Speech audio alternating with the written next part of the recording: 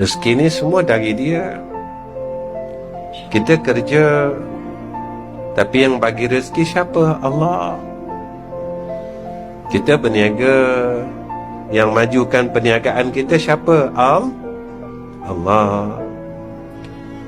Jangan lupa perkataan la haula wala quwata illa billahil aliyyil azim.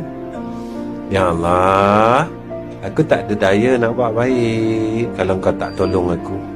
Ya Allah, aku tak ada daya nak tinggal benda jahat kalau Engkau tak tolong aku.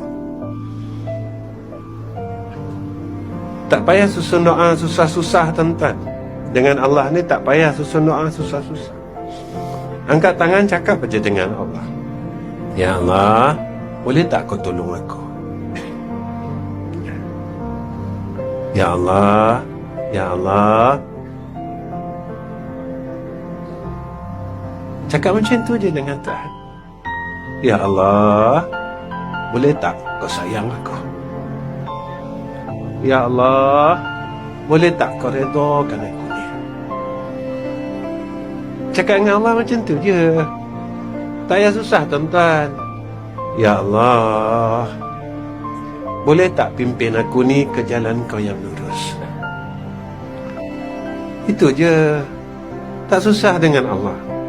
Dengan orang nak kena karang surat. Kalau kita nak minta tolong dengan orang, kita kena susun ayat. Tak?